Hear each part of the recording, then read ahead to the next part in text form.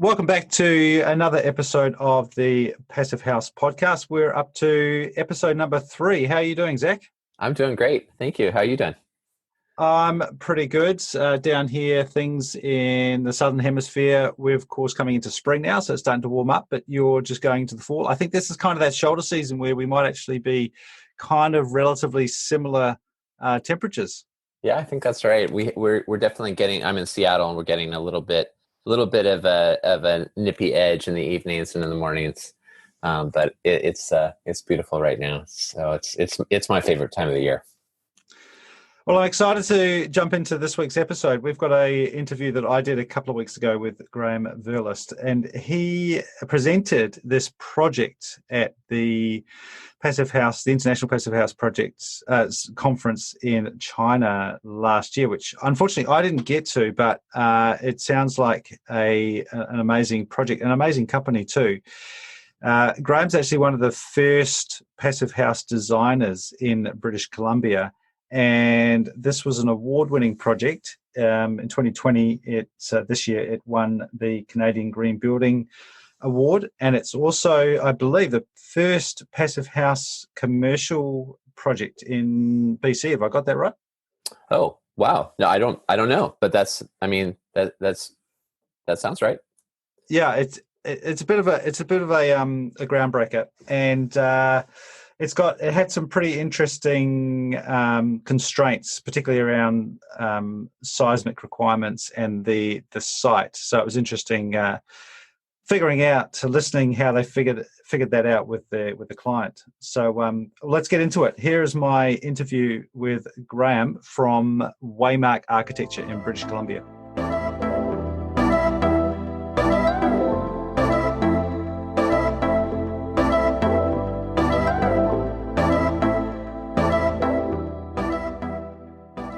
What attracted you to architecture in the first place?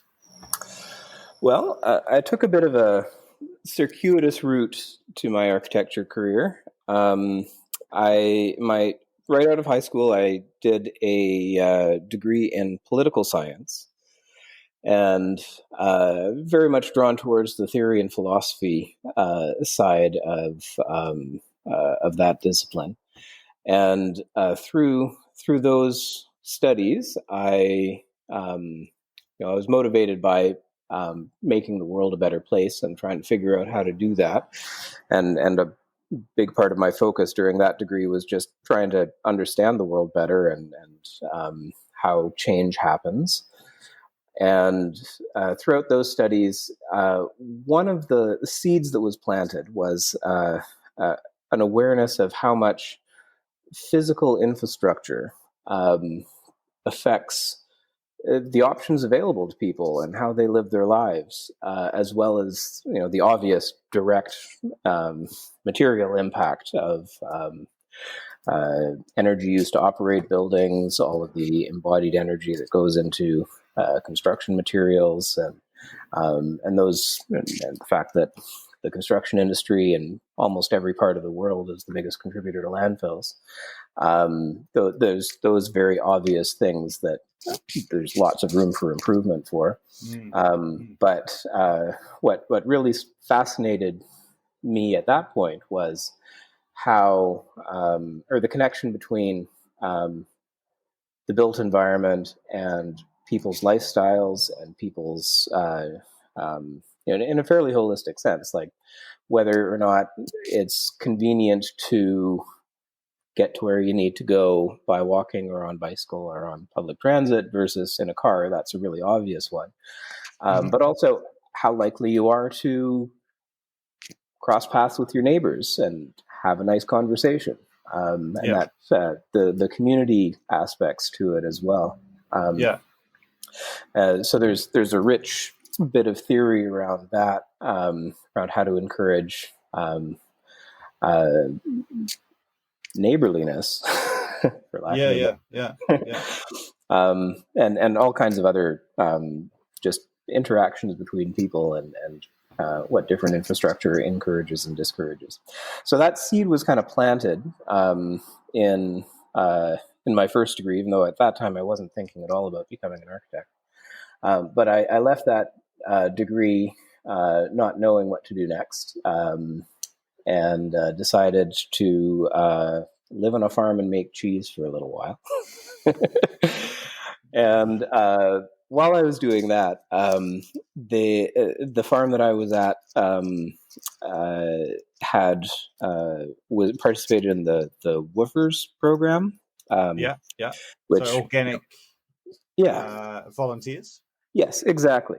And they just had these moldy little trailers that they would keep, have as accommodation for the woofers. And I saw an opportunity there and thought, hey, let's build something that would be nicer. And I thought you were going to say moldy, because mold would be a good thing on a cheese. Yeah, moldy cheese is good. Yeah. But a moldy place to sleep is not. Yeah. And I was quite interested in trying to use natural building materials, so I made a little mini cabin out of cob. So, if anyone's not familiar, but mixture of sand and clay, you build it up very organically, and you can get all kinds of fun shapes because you're basically like building with Play-Doh.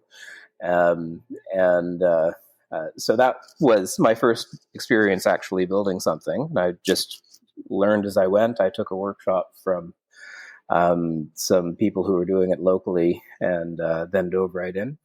And that really solidified my interest in building. And that's when I started thinking a little bit more on not only about the social aspects of building, but also the physical aspects of building and getting into building science a little bit. And literally getting your hands dirty. Yeah. Yeah, very literally. So just before I completed that little mud hut, I applied for architecture school, and away I went from there. And you worked a little bit in Montreal and across different parts of Canada since graduating from architecture school. That's right. Or actually, in Montreal, that was a work term. I wasn't quite finished school yet. Okay. And are there significant differences in the way architecture is practiced that you noticed across the country? There's definitely more similarities than differences, I'd say. I think the biggest differences are more small firm versus big firm than they are geographical differences. So when I was in Montreal, I worked for a larger firm that was since bought up and became part of an even larger firm. Right. And and they were working on projects that were not local quite often as well. So I worked on 2 different projects in India while I was working at an office in Montreal, which was a little bit different. I didn't get to go on site visits, unfortunately. No, but tell us about Gambia. Yeah, that was a very different and very enlightening experience as well. So a little bit of background. The university I went to for architecture school played a pretty significant role in starting an architecture school in Gambia, West Africa. And part of the ongoing support that they were giving at the time was sending recent graduates over to help out with the teaching. Mm-hmm. And so that was my ticket in. Wow, where to start? I think I got a perspective of the place that very few other visitors ever would, I think.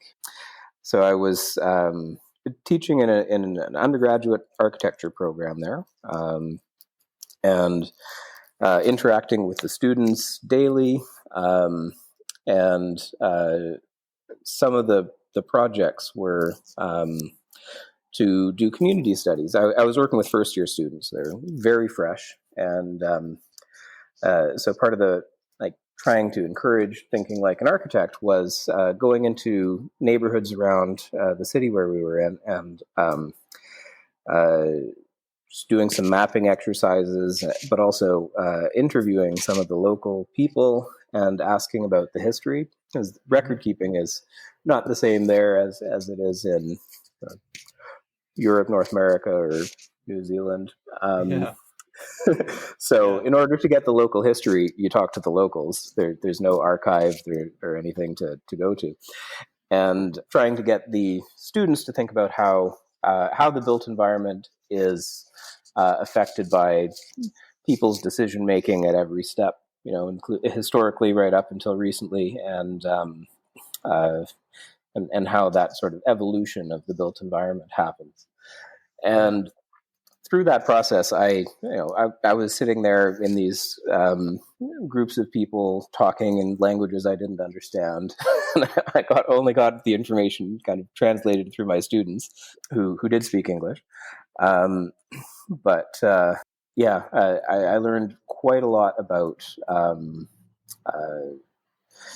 just regular neighborhoods in West Africa, which I imagine would be quite opaque to anyone visiting for any other reasons. Certainly not for tourists, but even if you're working in the country in a different capacity, I don't think you would have gotten that very on the ground experience that I did, which was a real privilege. How has that experience and your other experiences shaped the way you work today? I think one of the big things that I took from that is that there's no one who knows more about local problems than the locals. And, you can get outside experts to give expertise that can, in many cases, be extremely valuable. But it's never the whole picture. And you have to talk to the people on the ground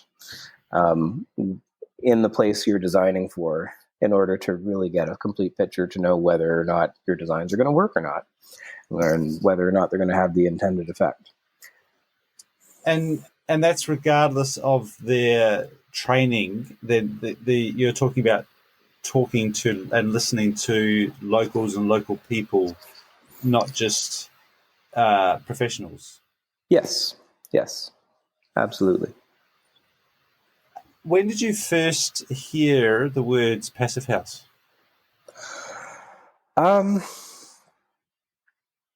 It was when I was still in architecture school. I didn't dive into it until after getting back from Africa. Actually, wasn't aware of it particularly deeply, but I knew it was. I knew it was out there, and it sounded a lot better superficially than things like LEED did, which at the time I was going through school had a lot more traction than Passive House did, and arguably it still does. Mm-hmm.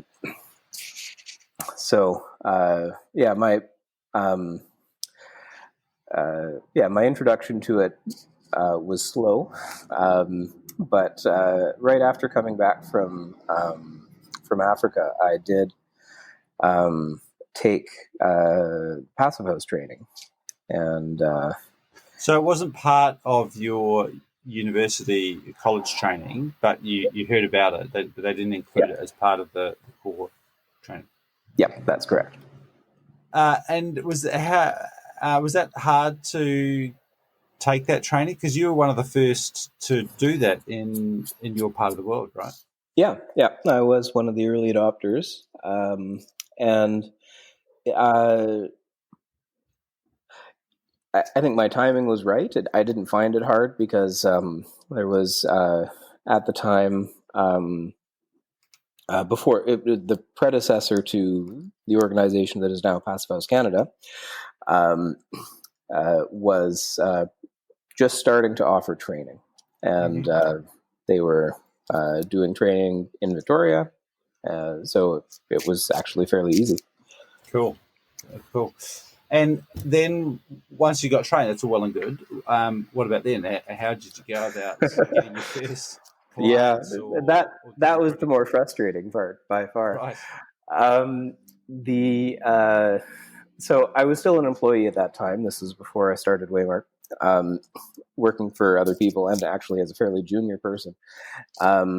and I would be always trying to convince my boss, oh, we should do it this way instead. Oh, that's a big thermal bridge. We need to deal with that and do it differently. And here's some ideas. And quite often the response I get was, oh, let's just do it the way we always do it. It's fine. Yeah. It works fine. Why do we need to change? The junior guy?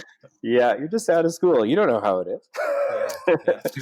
So, so it took a while before I actually got to work on a passive house project. Actually, until starting Waymar. And was that one of the motivations for starting your own firm? Absolutely was. And how's that process been? It's been great, actually. The most significant passive house project that we've done so far didn't even start out that way. We were approached by a growing technology company. They had just bought up a smaller startup and had a bunch of new employees, and they needed new space. And they're a very forward-thinking company with a philosophy around really creating an excellent work environment for their staff. And in an industry that's notorious for fast turnover, they actually have very low turnover. Some of the people that work for them have been with them almost since the beginning of their company 25 years ago. Really kind of quality of environment for employees was a high priority for them in the new building that they were going to create.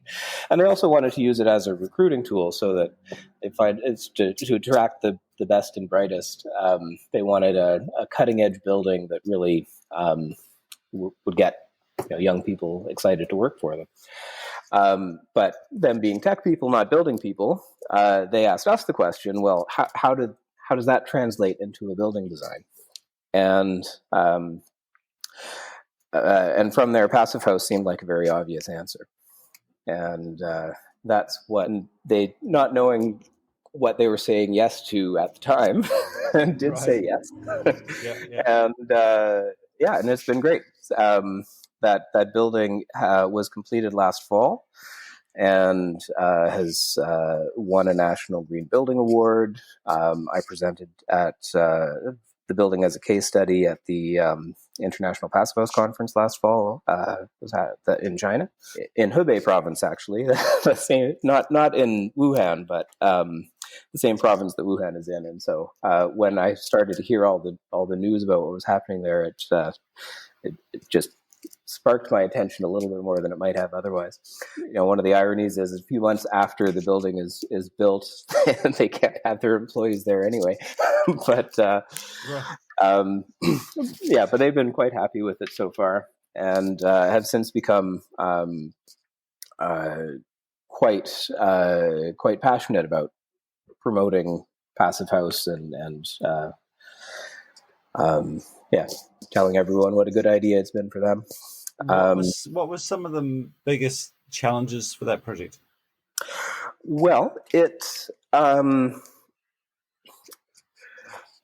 I think one of the very telling things is that some of the bigger challenges were not related to energy performance at all. There were significant challenges that arose from some pretty interesting site constraints. And there's the modernist adage that form follows function, but that's 100 years out of date. The modern architectural adage really needs to be updated to form follows parking. So this was a very narrow site, and is basically the exact width of a corridor down the middle and rows of parking on the sides, and that's the width of the site. And we had to fit an office building onto that. So we looked at all kinds of arrangements of maybe we do a car elevator to do underground parking. Maybe we get these. We even looked at I don't know quite how to describe them. they're like Ferris wheels for cars, where you drive on and it kind of lifts the car up, and then you can drive the next one on. None of those seemed at all practical or appealing. So we decided to lift the whole building up and put the parking, just surface parking, on grade. And then the building would be kind of on stilts above it. But we're in the highest seismic risk zone in all of Canada. Right. So putting a building on stilts is a bit of a challenge that way. You need to have it a little bit more firmly anchored. Another thing was there was a significant zoning setback on one of the sides as well, and so we couldn't even have it symmetrically over the drive aisle. It had to be skewed off to one side. So we basically, for all of the shear forces going through the narrow orientation of the building, we had the width of a parking stall to function as a shear wall. Wow.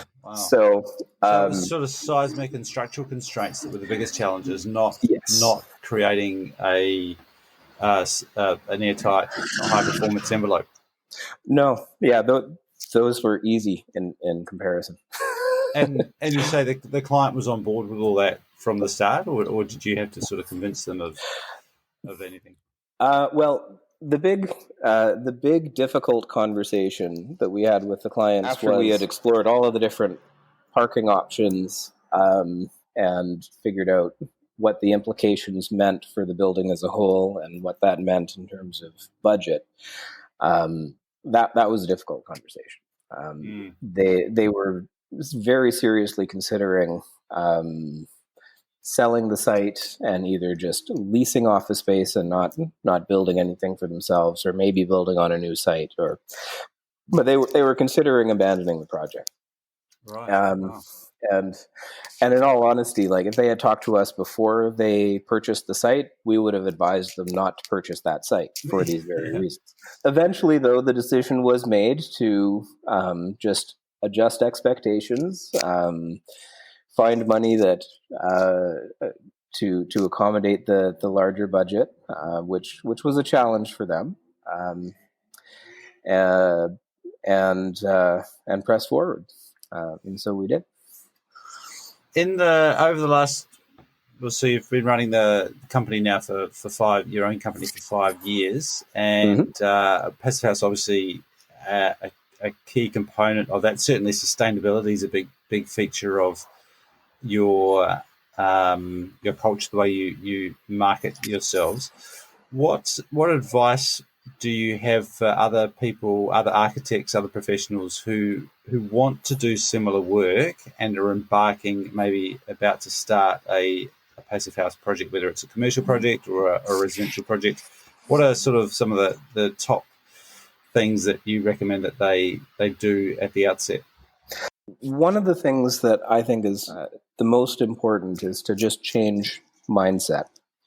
There's a long-standing, you go into any aspect of sustainability, and you'll find this long-standing conversation about economy versus environment, and I'm tired of that. It's just not true. It's demonstrably not true, and that's especially the case for buildings. So I think we all really need to change our mindset as an industry about that. There's a wonderful political cartoon that I came across a while ago, and I don't have a copy of it anymore, and I don't know where it came from to find it, which is really too bad. But it's just a caption of two like bigwigs talking in a boardroom, and one of them saying, "Well, what if climate change really is a hoax and we made the world a better place for nothing?" Yeah. I think that sums it up nicely. Energy efficiency is the low-hanging fruit, and if we're going to have any hope of keeping warming to below 2 degrees, building energy efficiency needs to be an absolutely key part of that. But while that might be the catalyst for policymakers, I think that it comes with all kinds of benefits that should be obvious once there's a few more examples out there. They are much more comfortable buildings. They are lower maintenance. You have much better air quality. You don't have any cold spots or unusable spots, which our office is actually, it's a bit of an irony. We're located in a heritage building with uninsulated brick walls and single pane windows. Yeah. And we pay our lease per square foot, but we can't use the square footage by the windows in the wintertime because it's too cold, or in the summertime because it's too hot. So you end up with inefficiencies there too. We're paying for square footage that's useless to us. So there's all kinds of reasons, and on top of it all, they're more affordable. Like the capital cost of the extra insulation and the higher quality windows is marginal and can easily be made up for by other design decisions like simplifying the building shape. So really, it's a cost neutral or near to decision as far as the upfront capital costs go, and then you're recouping the lower operating costs for the whole lifetime of the building. And not only lower operating costs, but lower maintenance costs as well. So, these are just simply better buildings that cost less. And they are real, tangible solutions to climate change. The attitude that we've adopted here at Waymark, and that I'd encourage the whole industry to adopt, is we just need to build good buildings and not accept that not accept the quality of the status quo, because we've learned and got better. The computer industry has learned and got better, and you wouldn't be satisfied with a model that has this, a new model that has the same specs as one that was sold even 5 years ago. But in a lot of ways in the building industry, people expect, a building is a building is a building is a building, whether you made it 100 years ago or 25 years ago or today. Of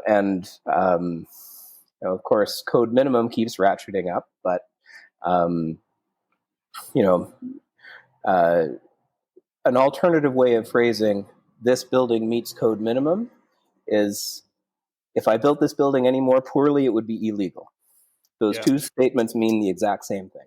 Yeah. And so we just have to get into the mindset of building good buildings. That's what building owners hire us to do. And we should take it upon ourselves to know what the current best practices are. I'd argue that Passive House is beyond the bleeding edge and is now should be considered best practice. It's not some cutting edge or new thing. It's been around for over a quarter century.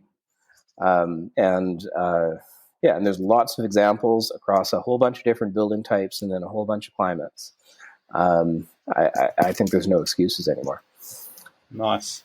You make it sound simple in a good way. In that it's just a case of building better buildings, and I really like that idea of paying for the higher spec windows and joinery by simplifying the envelope and the emphasis overall of it essentially being a cheaper building. A better building that costs less if you look at the whole picture of the running costs as well.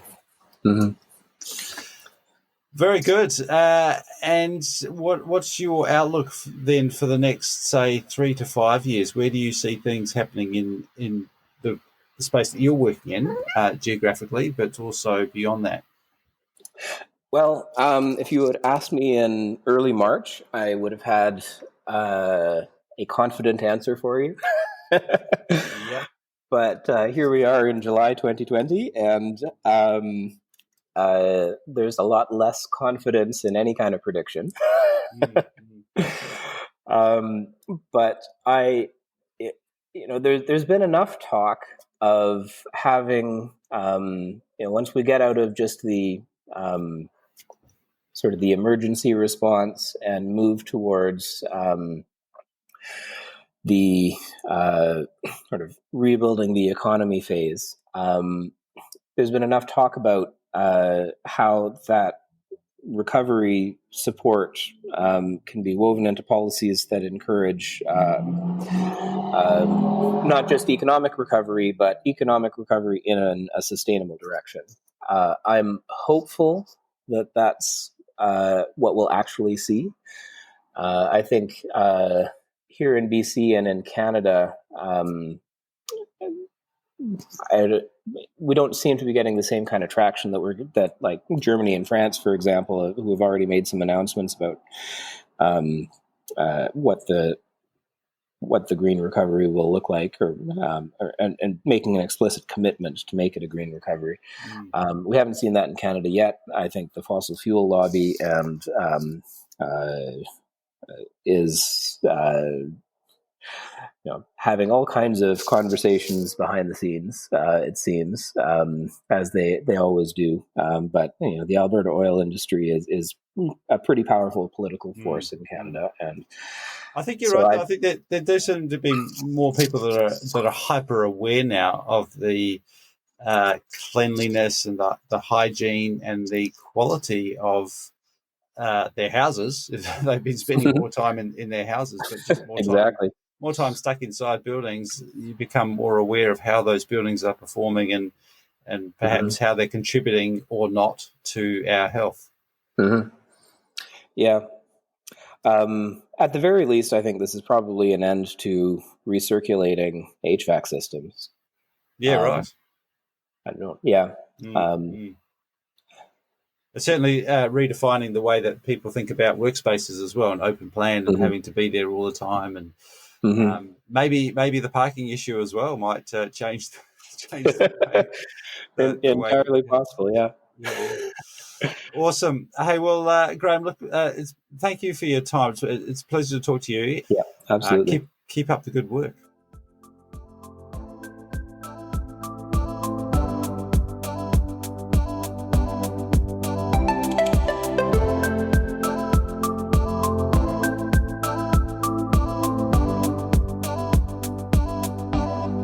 And that was Graeme Verhulst there from Waymark Architecture. They're in Victoria, British Columbia.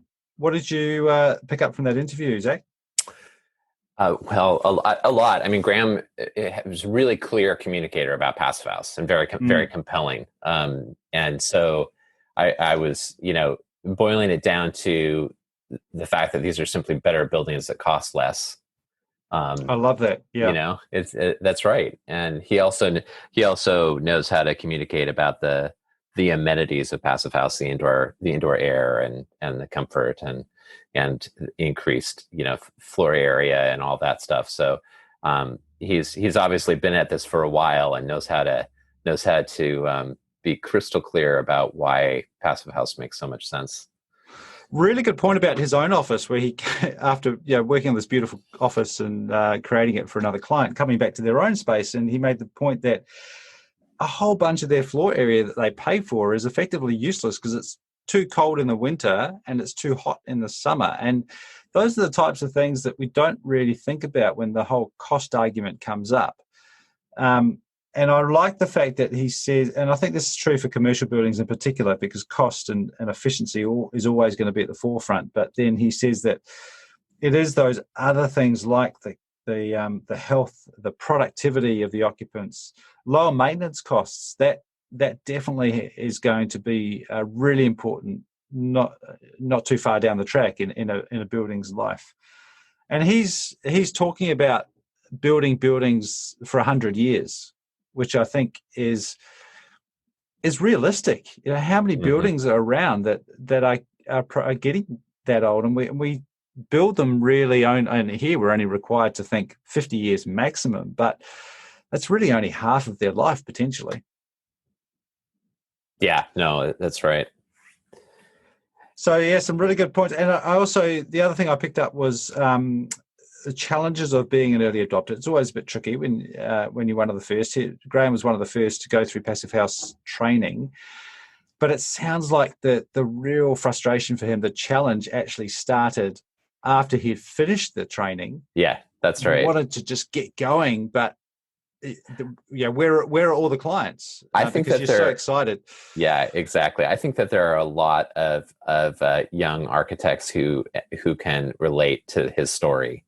You know, I mean, I think that's changing as certain parts of the world are really taking off with Passive House design.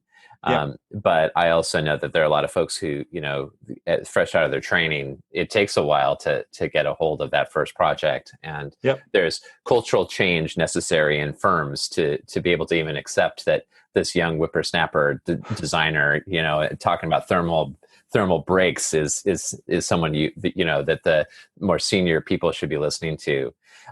And I think that it was inspiring then to hear his story of, well, he just, you know, he started his own firm, you know, and started making it happen and has been successful with that. That's right. Now is, you know, 5 years into having his own firm, is already winning a national green building award and speaking at the international conference in China. I think that that should be I think a encouraging story for young designers who are thinking about taking the leap into Passive House. And that's, for me, that's been a kind of a theme. This need, we all need to realize a step jump in change of toward high performance building. And so I think that means that we all need to be willing to take some risk. And I think actually each of our interviewees has kind of touched on that theme of risk, and Graeme has, you know, gone all in, and it's working out for him. So, but I think that risk is more perceived. I mean, it's certainly a risk to jump into your own practice, but it seems that in all the people that I've spoken to, you do that first project and then you're away because people see it, that it creates interest, people experience it. That's the key, is not just showing the numbers, but actually going in, feeling these buildings, having open days. And then everyone's like, oh, well, I want one of these. Yeah, why are we not building all our buildings like this? So I think as soon as you can get that first project, you get some nice photos up and you get some good stories, then you're away. Clients will come. They'll come to you because of what you've done, and then you can start calling yourself, you know, almost exclusively a Passive House designer. Yeah, that's right. I think you're alluding to that's more perceived, more of a perception of risk, probably. Not saying it's not hard. I mean, it's still a challenge. Yeah, absolutely.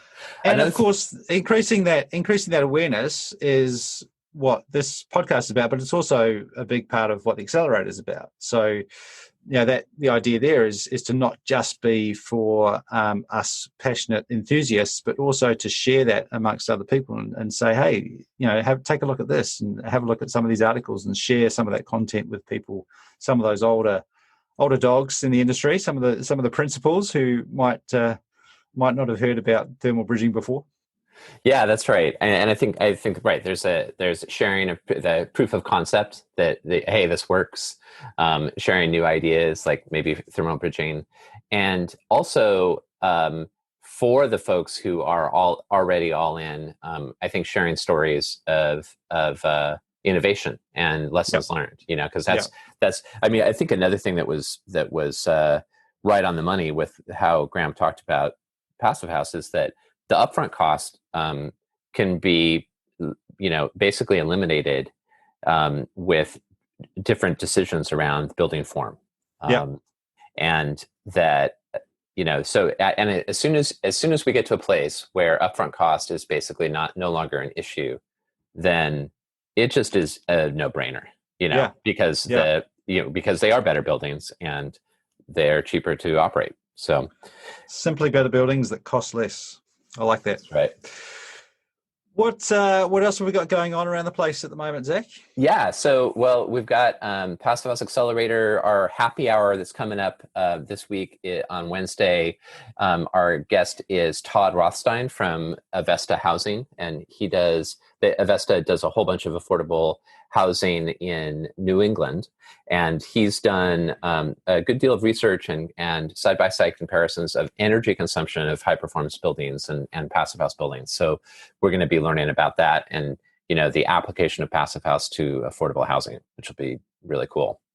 Yep. There are also some cool events and trainings that are coming up. So the International Passive House Open Days will be November 6th through 8th. And that's going to be largely a virtual event, including video project tours and panel discussions and all sorts of stuff. So we'll share in the show notes, but there's information about how to get involved if you're interested in showing off your own project or perhaps being a speaker or spreading the word about Passive House. We'll share that.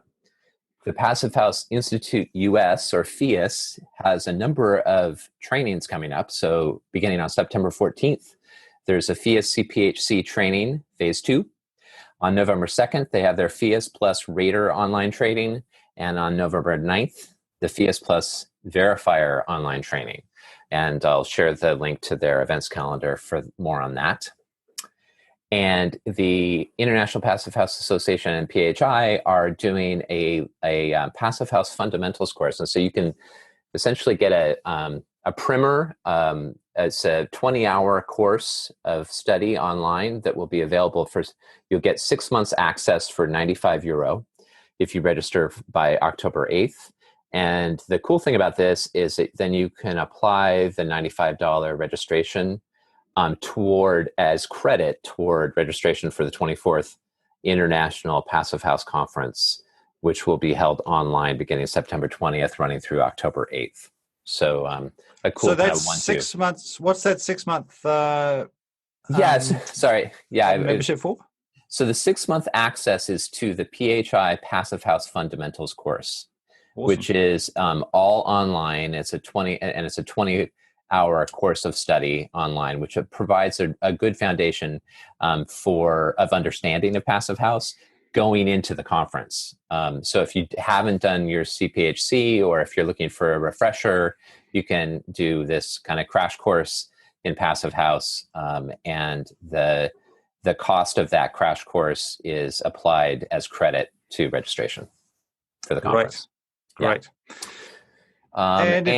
Yeah, keep going. I get more. Yeah, there's one more I want to share, and that is actually with Architecture 2030 is doing its carbon positive reset, the 1.5 degrees Celsius global teach-in, and it's going to be doing these teach-ins 3 times. So on September 8th, it will be a teach-in for North and South America. September 17th will be for Europe, the Middle East, and Africa. And September 22nd will be for Asia Pacific, and Oceania. And it's free. It's a full day of really top-notch education and speakers and information around decarbonizing buildings and realizing the future that we all want of limiting global warming to 1.5 degrees Celsius. So I'll share that info as well in the show notes. And you put up something yesterday in the accelerator with a really good summary of events. Now you've got the calendar as well, which is a great resource if people missed any of that or want to check out what's going on around the place. There's the calendar page on the Passive House Accelerator. Is that the best place for people to go to see what's on? Yes. Yeah. Please do. Yeah. Please visit the calendar. And we have a Passive House Weekly Roundup that we've started this week that is kind of a summary of the key things that are coming the soonest. Yep. Awesome. So many of the announcements I just made are straight from there. And we need to get a bit more organized, I think, down the Southern Hemisphere to get some of the trainings that are happening here onto that calendar. But of course, if you are interested and you're in this part of the world, definitely check out the Passive House Academy in New Zealand. That's PHANZ, or fans.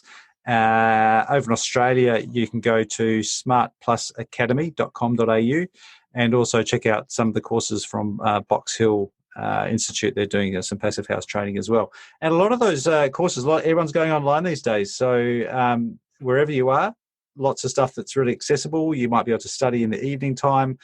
I think it's been people have really embraced that and made the most of the situation to be able to do this extra training, get schooled up, and ride the wave. Yeah, absolutely. There's no reason we can't be global about taking advantage of these educational offerings, for sure. Absolutely. And definitely tune into the next accelerator, because they are global events, and they're such a great networking opportunity as well to find out what's going on around the place in all different climates too, in different types of projects. Who have we got to thank this week?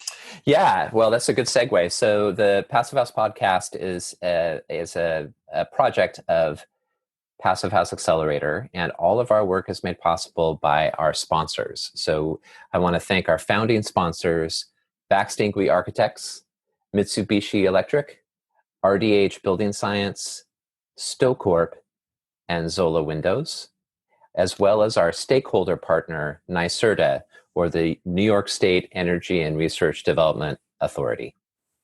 So thank you to our sponsors. And a big shout out also to our intern, Sydney Fishman, who helps put all these podcasts together and does a lot of work in the background, because she'd do a lot better job than you or me, Zach. Yeah, that's stitching right. it all together. That's right. I don't envy her job. And if you were interested in supporting this show and also the accelerator, then please do get in touch. What's our email address again? It is podcast@passivehouseaccelerator.com. Awesome. That's it for episode 3. Thank you very much for tuning in. We've got a whole lineup of really good interviews coming up. So if you haven't already, definitely subscribe, and also share this amongst your colleagues and friends as well, because we want to help get the message out there. Thanks very much. I'm Matthew Cutler-Welsh. Thanks for tuning Zach in. Semke. Catch you next week. Thank you. See ya.